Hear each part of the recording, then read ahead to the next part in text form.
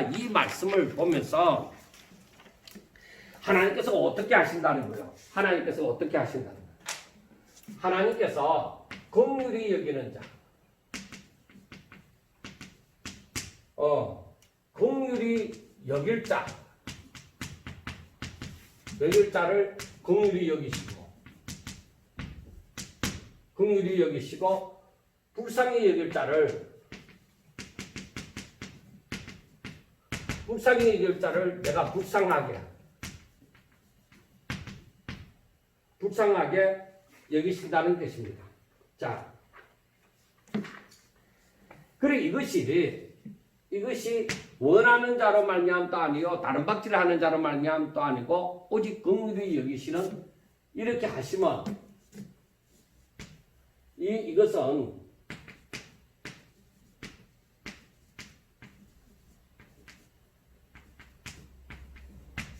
여기시는 하나님으로 말미암습니다. 이건 아무도 이렇게 할 수 있는 것이 아니라 오직 긍휼히 여기시는 하나님이 이렇게 하셨다는 것이죠. 그 다음에 바로에게 얘기할 때에 어떻게 얘기하느냐? 내가 이 일을 위하여 너를 세웠으니 너로 말미암아 내 능력을 내보이고 내 이름이 온 땅에 전파되게 하리라. 그래서 그 말을 하고자 하시는 자, 하나님께서 하고자 하시는 자를 긍휼히 여기시고 하고자 하시는 자를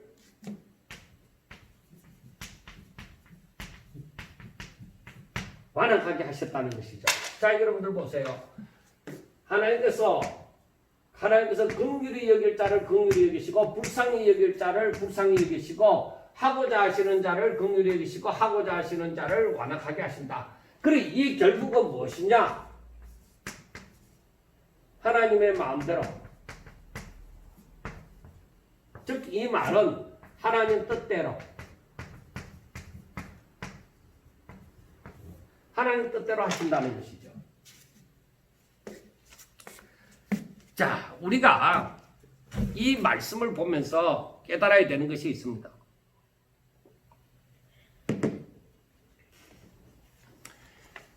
하나님은 창조주고 우리 사람은 피조물이에요. 하나님은 완전하신 분이시고 선하신 분이세요. 그래서 우리가 꼭 알아야 되는 것이 바로 무엇이 있느냐면은 하나님께서 우리가 창세기 1장에서부터 8장 안에 로마서 1장에서부터 8장까지 말씀을 하면서 계속적으로 보아왔던 것이 창세 전에 하나님께서 모든 것을 계획하셨다 하면서 에베소서 1장 3절부터를 얘기했어요. 창세 전에 하나님이 계획하셨던 것을. 자, 에베소서 1장 3절부터 보면 찬송하리로다 하나님 곧 우리 주 그리스도의 아버지께서 그리스도 안에서 하늘에 속한 모든 신령한 복을 우리에게 주시되 곧 창세 전에 그리스도 안에서 우리를 택하사 하나님의 택하심이 여기서 나오는 거죠.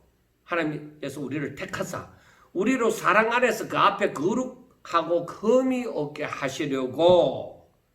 그래서 하나님께서 보실 때에 우리로 거룩하고 흠이 없게 하시려고 그의 기쁘신 뜻대로 우리를 예정했다. 정하셨던 것이죠. 자, 한번 다시 봅니다. 창세 전에 그리스도 안에서 우리를 택하시고 우리로 하여금 거룩하고 흠이 없게 하시려고 우리를 예정하사 그의 기쁘신 뜻대로 예정하사 예수 그리스도로 말미암아 자기의 아들들이 되게 하셨다는 것이죠. 이미 창세 전에 그러니까 우리가 에베소서 1장 4절부터 보면은 창세 전에 아예 세상이 만들어지기 전에 우리를 예수 믿는 사람이죠.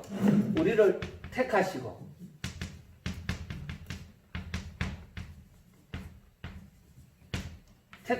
예정하셨다는 것이죠. 그래서 하나님의 아들들이 되게 하셨다는 것이죠. 자, 우리가 지난 시간까지 볼 때에 이것이 쉽게 우리가 넘어갔습니다. 쉽게 넘어갔지만은 우리가 알아야 되는 것이, 그러면 우리를 택하였다면 택하지 않은 자가 있을 것이지 않느냐. 자, 우리를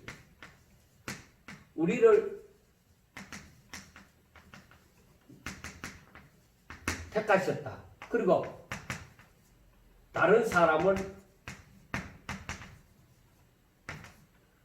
택하지 않으셨다. 그러니까 어떤 사람은 택하고 어떤 사람은 택하지 않은 거예요. 그래서 우리가 볼 때에 우리는 뭐요? 예수님을 믿는 자가 되어지고, 이 다른 사람들, 택하지 않은 사람은 뭐요? 예수님을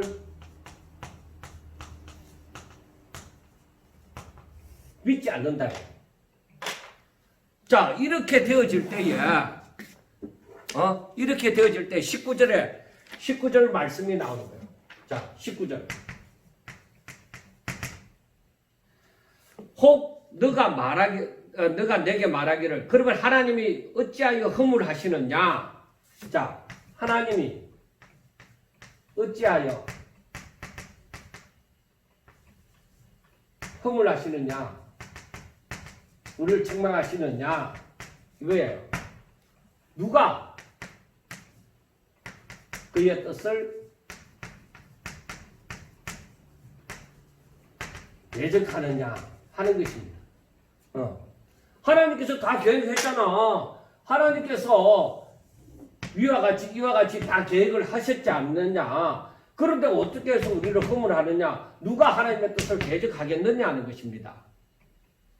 그런데 바울의 답이 뭐라고 나와요? 자기가 그렇게 얘기하면서 너가 누구에게? 자, 이 사람아, 너가 누구에게? 하나님께 반문하느냐는 거죠. 자, 너가 누구냐? 네가 어떻게 해서 너가 누구이길래 하나님께 반문할 그 존재가 됐냐? 그러한 하나님께 반문할 수 있는 자격을 갖추었느냐? 네가 어떻게 해서, 그런데 어떻게 해서 하나님 앞에 반문하느냐는 것입니다. 왜? 너라는 존재는 피조물이다. 즉 지음을 받은 물건이다.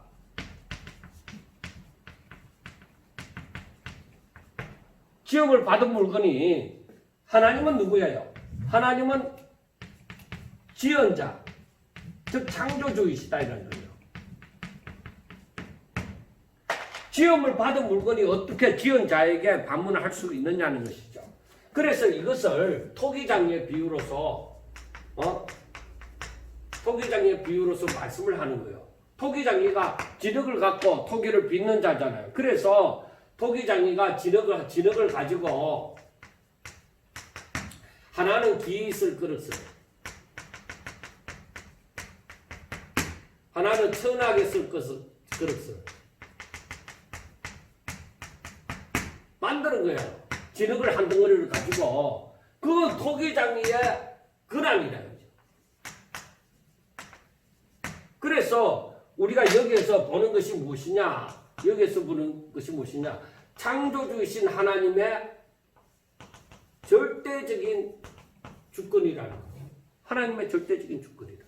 이것은 피조물이 무슨 말을 할 수 있는 것이 아니다. 이건 하나님께서 절대적인, 하나님만이 하실 수 있는, 토기장이만이 할 수 있는, 그러니까 하나님의 이건 절대 주권이에요. 하나님 위에 어떤 신도, 어떤 지시할 주인도 있지 않습니다.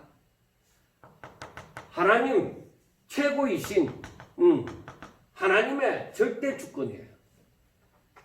근데 하나님의 절대 주권이, 우리가 나중에 봐야 되는 것이, 하나님의 절대적인 주권이 잘못되어졌느냐? 잘못됨이 있느냐는 것이 있습니다. 그 이것을 우리가 앞으로 봐나가는 것이죠. 그래서 하나님께서 하나님의 절대 주권은 오로지 하나님의 뜻을 이루어 간다는 것을 우리가 아셔야 됩니다. 여기에는 하나님의 공의가 있고 여기에는 하나님의 사랑이 있습니다. 하나님의 절대 주권은 여기에서 벗어나지 않습니다. 그래서 22절과 23절을 보세요. 만일 하나님이 그의 진노를 보이시고 그의 능력을 알게 하고자 하사 멸하기로 준비된 진노 그릇에 대해서 내가 오래 참으심으로 간용하시고 영광 받기로 예비하신 바 긍휼의 그릇에 대해서 자 여기에서 진노의 그릇과 진노의 그릇이 나옵니다. 하나님께서 멸하기로 작정한 그 진노의 그릇이 나오고 여기에서 영광 받기로 예비하신 바 긍휼의 그릇이 나옵니다. 자, 진노의 그릇에 대해서 하나님께서 오래 참으십니다. 하나님께서 왜 금방 이들에 대해서는 멸하도록 작정되었으면 금방 멸하지 않고 왜 이렇게 오래 참으시냐? 우리 사람은 이해할 수 없지만 하나님께서는 이들에게 오히려 저들이 회개할 수 있는 그런 기회를 주심으로 간용하시는 거예요. 그리고 긍휼하심을 받는 그릇에 대해서는 영광의 풍성함을 하나님의 영광의 풍성함을 알게 하시는 거예요. 하나님께서 복주 11호 작정된 자들에게 이 하나님의 영광의 그 풍성함을 알게 하시는 거예요. 하나님께서 그렇게 하시는데 그게 무엇이 잘못되어졌느냐는 것입니다. 아무것도 잘못된 것이 없다는 것입니다. 이것은 하나님의 일하심이에요. 그래서 성경에 보면은 멸하기로 작정된 자들에게도 뭐요? 하나님께서 오래 참으시고 오히려 그 동안에 성도들이 하나님을 믿는 사람들이 고통을 당하고 있지만은 하나님께서는 아무에게도 해가 되어지지 아니하고 하나님의 공의와 사랑 가운데서 하나님의 주권을 행하시는 거예요.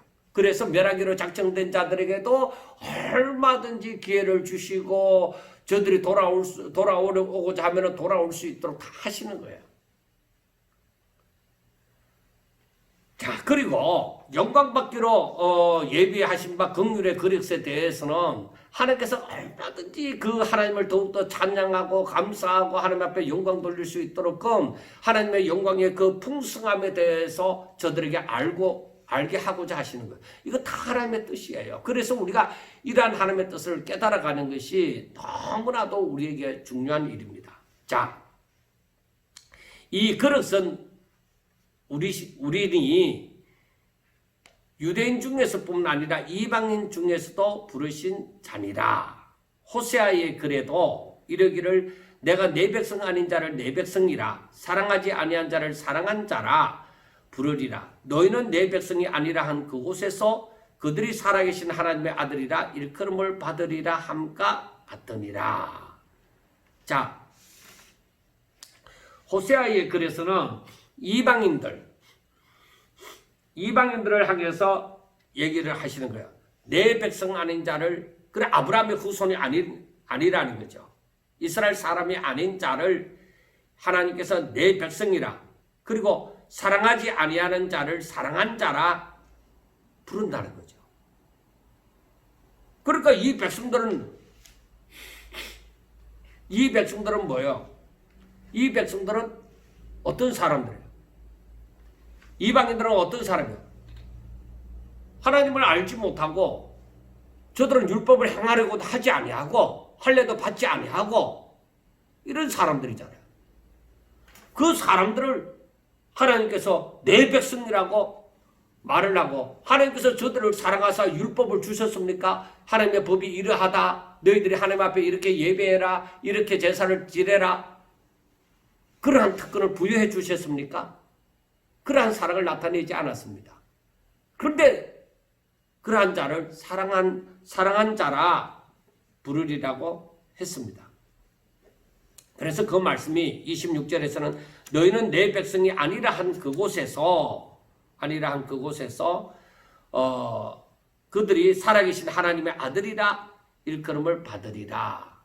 그 이방인들도 그야말로 하나님의 자녀가 되어진다는 것입니다.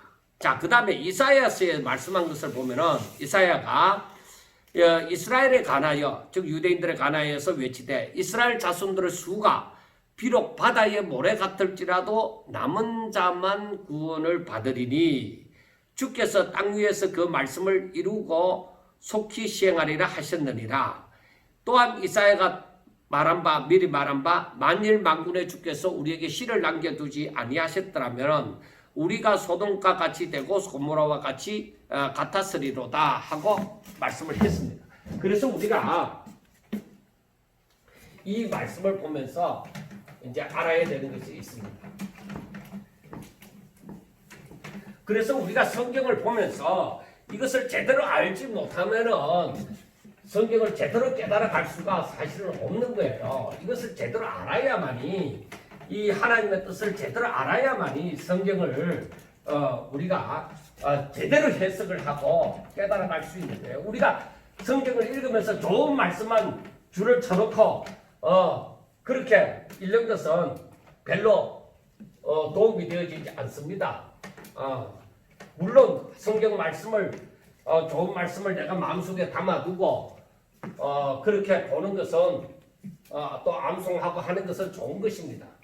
그렇지만은 정말로 중요한 것은 하나님의 뜻을 아는 것입니다.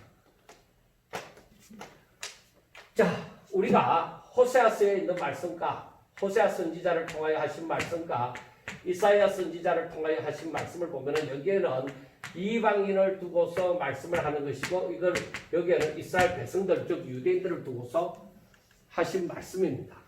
자, 호세아서에서는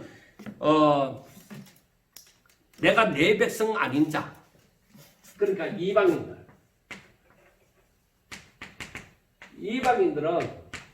이스라엘 백성들이 아닙니다. 그리고 하나님께서 사랑하지 않은 자입니다. 그 유대인들에 비해서는 사랑하지 않은 자들이죠. 그런데 이들도 이방인들도 뭐요? 하나님의 백성, 즉 하나님의 자녀로 구원받은 자가 구원을 한다는 것이죠. 그리고 우리가 이스라엘 백성들에 대해서는 이사야서에서 말씀하신 것처럼 여기에서 보면 이사야서에서는 이스라엘 자손들의 수가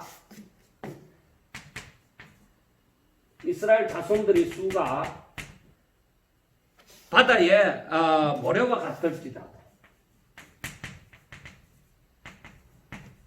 바다의 모래와 같이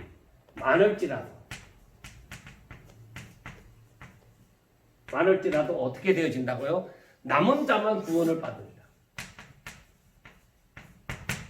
남은 자만 구원을 받으리라는 거예요. 그리고 또 이사야서에 말씀하시기를 만일 만군의 하나님께서 이스라엘에게 씨를 남겨두시지 않으시면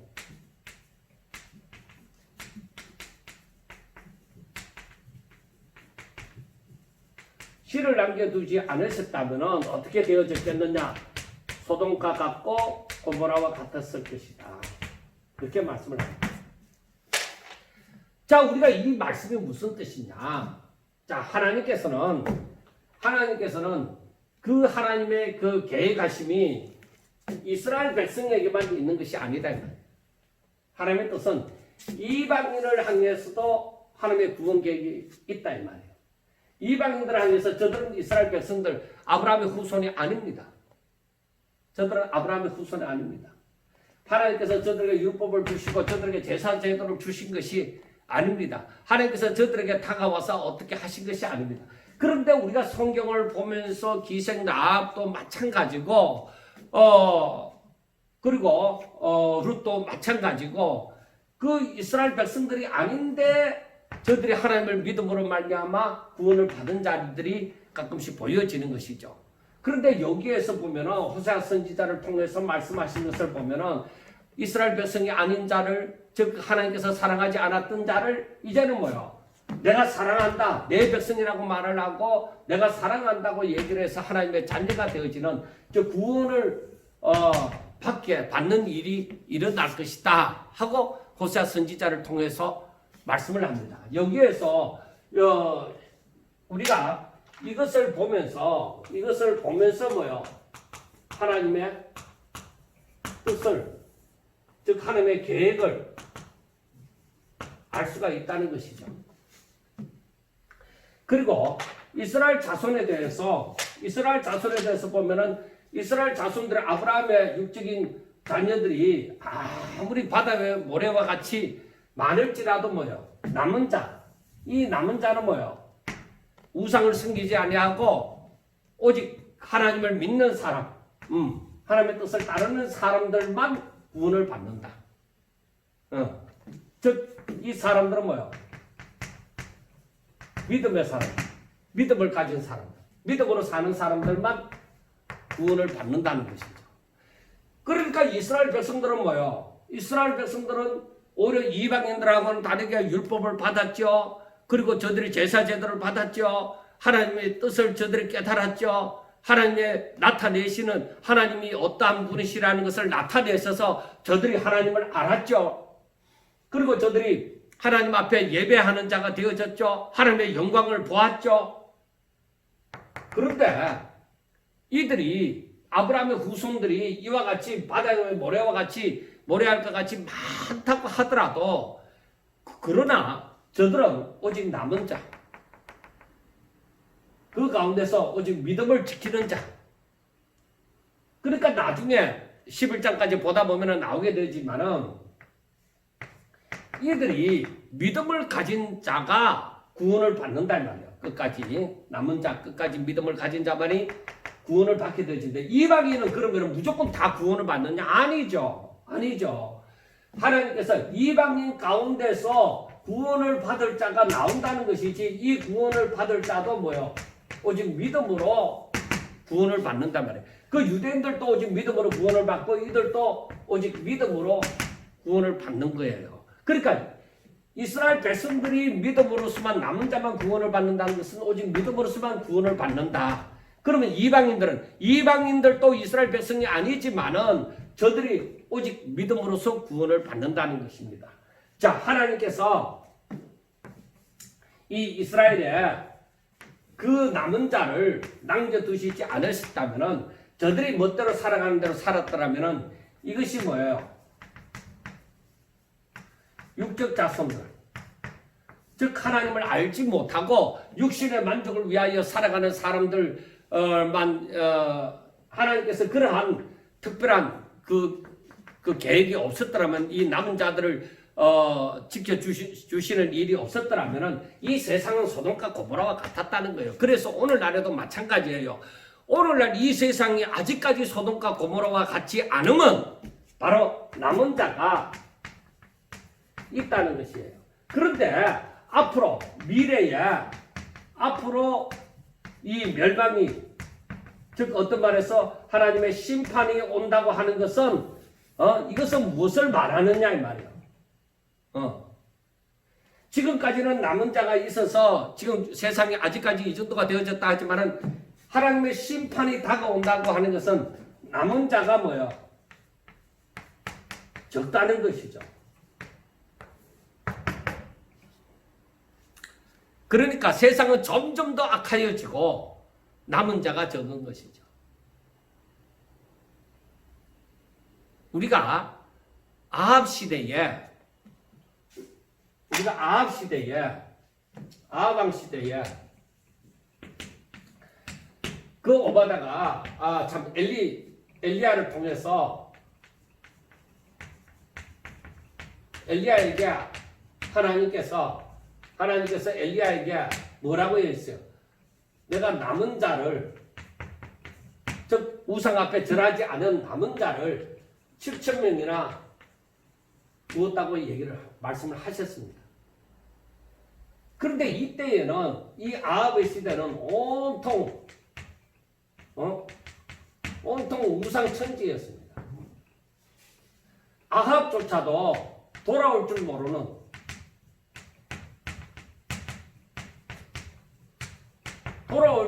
자입니다. 하나님께서 이 아합을 통하여서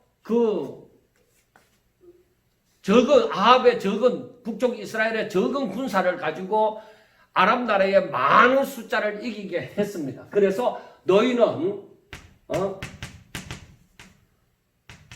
내가 여호와인 줄 알지라.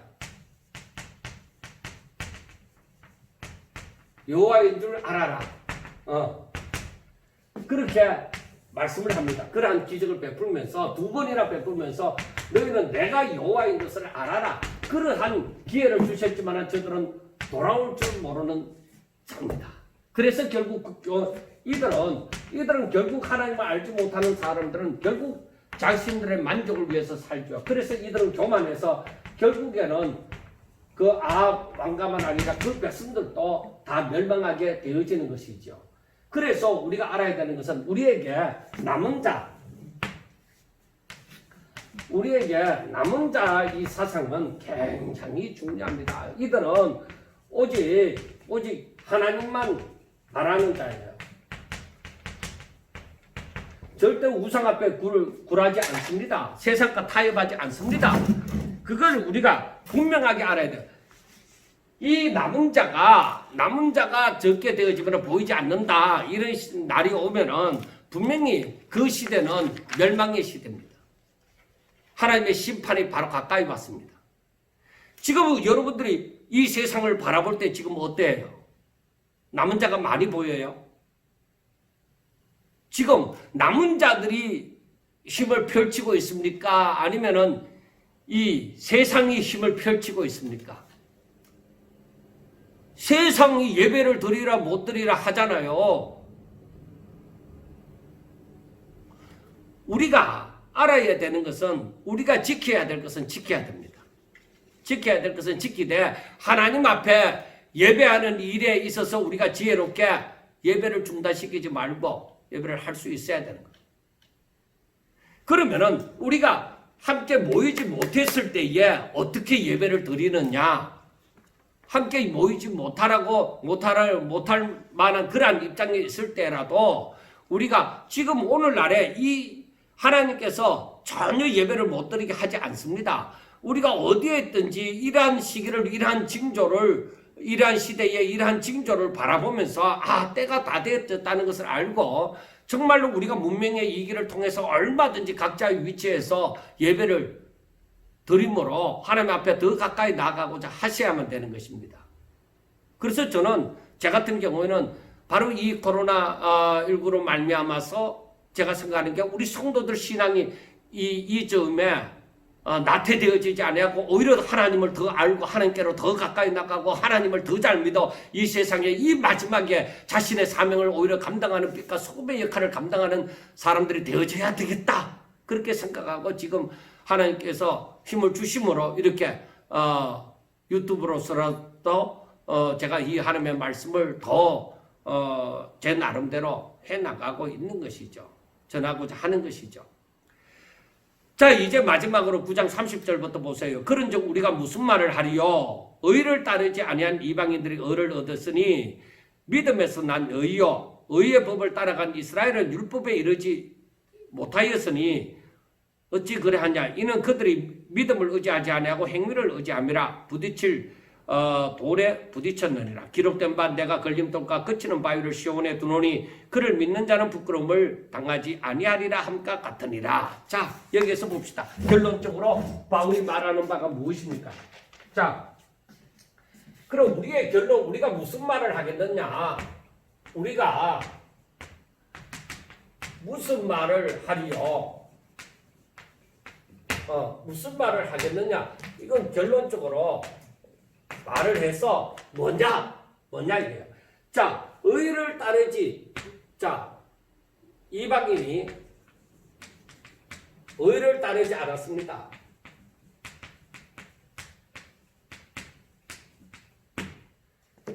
이방인이 의를 따르지 않았는데 어떻게 되어졌어요? 의를 얻었습니다. 어떻게 의를 얻었느냐? 이들이 믿음으로 의를 얻었단 말이에요. 그런데 유대인들은 어때요? 이스라엘 백성들, 유대인들은 의의 법을 따랐습니다.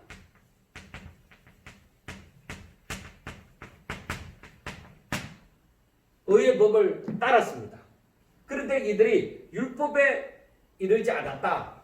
즉 율법을 온전히 따르지 않았다. 즉 율법의 완성에 이르지 않았다. 이것은 왜냐? 왜 그러냐? 이들이 믿음으로 말미암지 않고 믿음을 의지하지 않고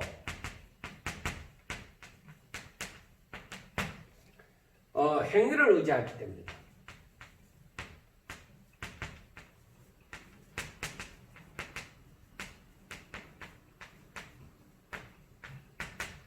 믿음을 의지하지 아니하고 저들이 행위로 의지했기 때문에 즉 행위로서 의의 법을 따랐으니까 저들은 결국 의의가 없단 말이야. 그래서 이것은 부딪힐 돌에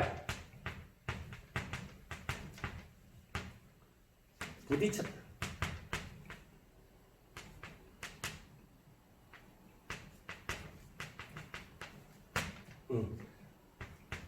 부딪힐 돌에 부딪혔다는 것입니다.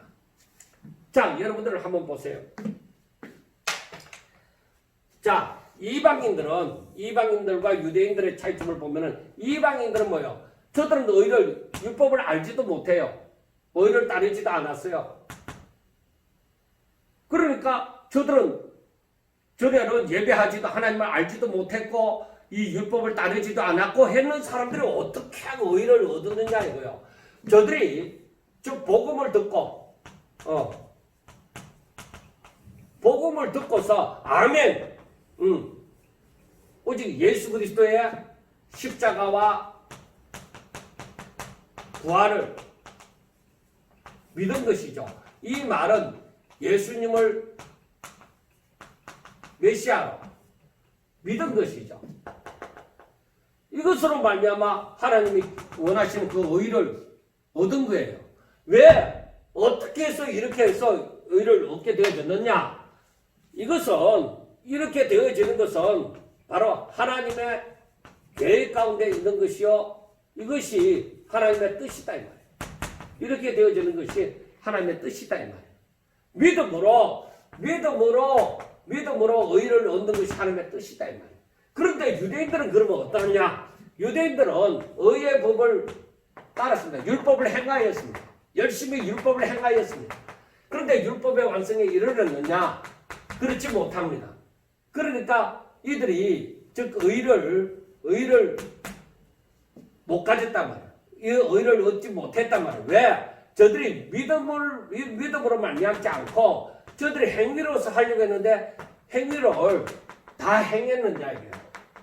행위가 완성이 되어져서 율법을 다 행함으로 의를 얻었느냐 이게요. 그러니까 행위로서는 안 되니까 예수님을 이 땅에 보내주신 것이잖아요. 그래서 믿음으로 말미암아 살라고 하나님께서 결국 이 믿음을 의지하면서 살라고 하는 것이죠.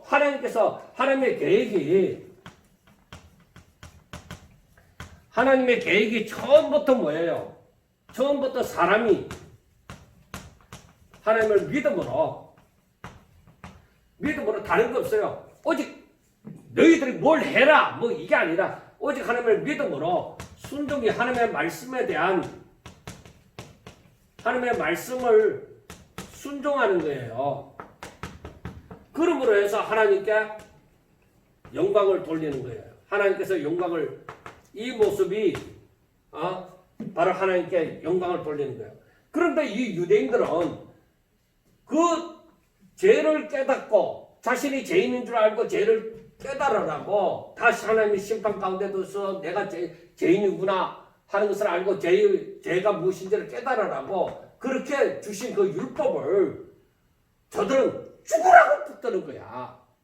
그 하나님의 뜻을 깨닫지 못하니까 예수를 바라보게 하는 그 율법으로 말미암아 예수를 바라보게 하는 그것을 깨닫지 못하니까 예수님을 믿는 믿음이 없죠. 저들은 오로지 이들은 행위, 유대인들은 이 행위로 말미암아서 무엇을 행하고자 하는 것이죠. 그러니까 이들에게는 의가 없는 거예요. 하나님의 뜻은 믿음으로 살라고 그 율법을 주신 것인데 저들은 그 하나님의 뜻을 깨닫지 못함으로 오직 믿음으로 주신 그리스도, 예수 그리스도가 저들에게 오히려 부딪힐 돌이 되어지고 거치는 반석이 되어졌다는 것이죠. 오히려 저들을 살리고자 하는 것이 저들이 뭐예요? 오히려 저들에게 부끄러움이 되어진 거죠. 저들을 살리려고 보내주신 그 예수를 십자가에 못 박았잖아요. 이게 얼마나 부끄럽고 창피한 일이에요. 나를 살리려고 이 세상에 오신 그 예수님을 내가 오히려 십자가에 못 박아버렸다 이 말이에요. 이게 얼마나 부끄럽고 창피한 일이에요. 그래서 만약에 저들이 돌아올 때는 내가 왜 몰랐는가? 내가 왜 그 예수를 몰랐는가? 이렇게 믿음으로 말미암아 사는 길이 있는데 왜 내가 힘들고 어려운 그 길을 끝도 없는 그 길을 가고자 했을까? 그렇게 회개하게 되어지는 것이죠. 사랑하는 여러분, 바울이 보고자 하는 것이 무엇입니까? 오직 믿음으로 구원을 받는다는 것입니다. 오직 믿음으로 구원을 받는다는 거예요. 이스라엘이든 아브라함의 육적 후손인 이스라엘이든 그 이방인이든지 간에 세상의 모든 하나님의 그 형상을 입은 피조물들이 오직 믿음으로만 구원받는다는 그 법 외에는 법이 없어요. 어떤 행위로도 구원을 받지 못합니다. 하나님께서 그렇게 말씀을 하셨는데도 이 뜻을 깨닫지 못하고 아직까지도 우리가 믿음 플러스 내 행위로 이렇게 행해야만 구원을 받는다고 하는 것은 참으로 안타까운 일입니다. 우리가 성경에 오해할 만한 어떤 그 성구가 있더라도 그것을 우리가 그 의미를 제대로 깨닫고 그것을 해석을 하셔야만 되는 것입니다. 그 배후에 있는 그 하나님이 말씀하시고자 하는 그 뜻을 제대로 깨닫지 못하고 행하는 것은, 말씀하는 것은 그건 정말로 안타까운 일이에요.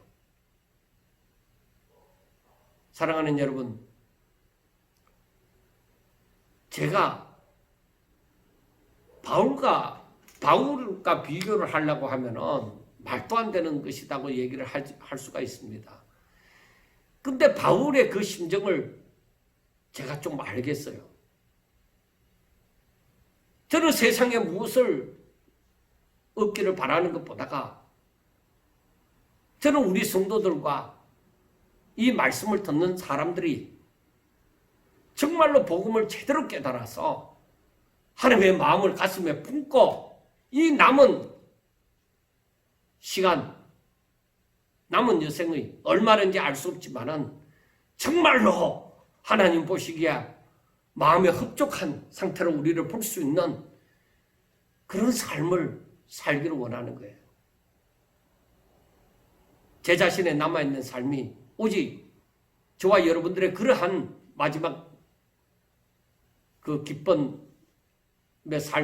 삶의 시간을 보낼 수 있기를 원하여서 저는 열심히 노력할 것입니다. 여러분들도 정말로 이 하나님의 그 말씀을 제대로 깨닫지 못함으로 말미암아 이스라엘 백성들이 어리석게 행하는 것처럼 그러한 삶을 살지 아니하고 오직 믿음으로 하나님의 말씀을 온전히 깨달아서 오직 하나님이 기뻐하시는 뜻인 믿음으로 하나님의 말씀을 잘 순종하는 성령의 인도함을 받는 저와 여러분들이 되셔서 지금까지 살아온 그 모든 날보다 남아서 남은 여생이 그 시간이 얼마가 되든지 간에 더 행복한 정말로 세상에서 내가 생각하지도 못한 그런 기쁨의 시간과 행복을 누리시기를 주의 이름으로 축원합니다. 감사합니다.